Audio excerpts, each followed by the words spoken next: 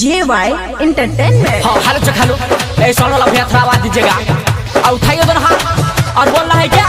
सरस्वती माता विद्यादाता सरस्वती माता विद्यादाता सरस्वती माता विद्यादाता सरस्वती माता विद्यादाता सब बेर जेना फेरो धमसान होतई रे सब बेर जेना फेरो धमसान होतई रे आई छुटतई फेरो गोली आई छुटतई फेरो गोली भाई भसान होतई रे आई छुटतई फेरो गोली भाई भसान होतई रे।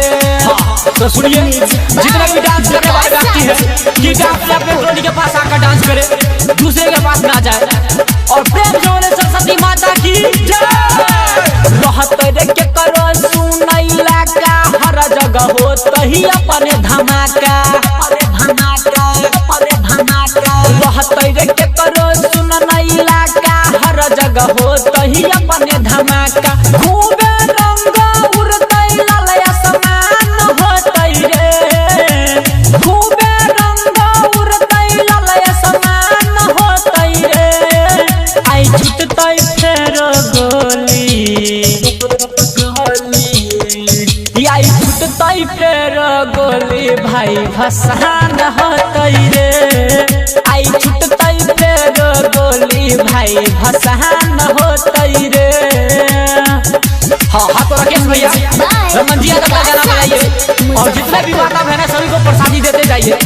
और दोनों हाथ उठाइए और बोलना है क्या धड़कन रिकॉर्डिंग स्टूडियो दिल्ली। खाली रे बजते रमन जी के गाना खुशी में नाचे पूरा जवाना खाली रे बजते रमन जी के गाना खुशी में नाचे सोना दीवाना कहे प्रिंस राहुल घमसान होतै रे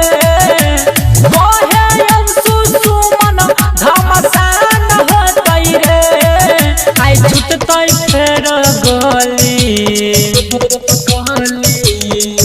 आई छुटतै फेरो गोली भाई भसान होतै रे